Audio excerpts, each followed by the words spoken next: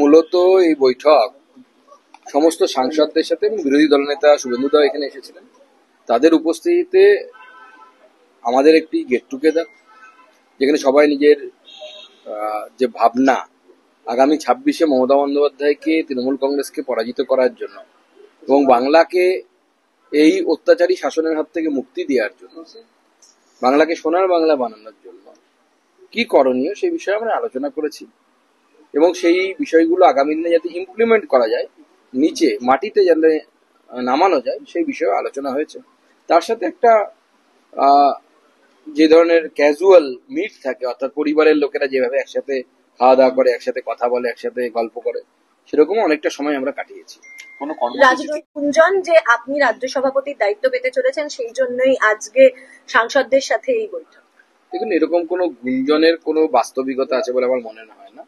এবার আপনি যেভাবে দেখবেন সেটাও মনে করতে পারেন, আবার ফেয়ার হলেও মনে করতে পারেন। তো এবার মানুষের মানসিকতার উপর নির্ভর করে আপনি কিভাবে দেখবেন। আমার কাছে দুটোই সমান। জেলা সভাপতিদের নাম ঘোষণা হওয়ার পর কিছু জায়গায় গন্ডগোলের খবর আসছে, ফলে সেই জায়গাতেই সেসব বিষয় নিয়েও আজকে আলোচনা হয়েছে।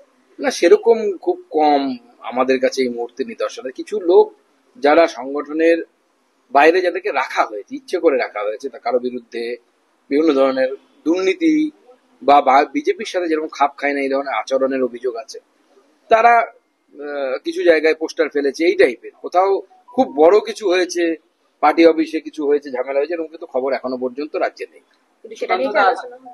আগামী বিধানসভা ইলেকশন আপনাকে কি বিজেপি সভাপতি হিসাবে, রাজ্য সভাপতি, এটা তো আপনি ভুল জায়গায় প্রশ্নটা করছেন। এখান থেকে একটু দূরে আমাদের কেন্দ্রীয় নেতৃত্বের বাড়ি আছে, সেখানে গিয়ে প্রশ্ন করলে আপনি উত্তর পেতে পারেন। আমার কাছে তো এই উত্তর নেই। কে জেলা সভাপতি হতে পারে সে বিষয়ে আমি উত্তর দিতে পারি, কিন্তু আমি রাজ্য সভাপতি থাকবো না অন্য কেউ রাজ্য সভাপতি হবে সেই বিষয়ে উত্তর দেওয়ার এখতিয়ার আমার নেই।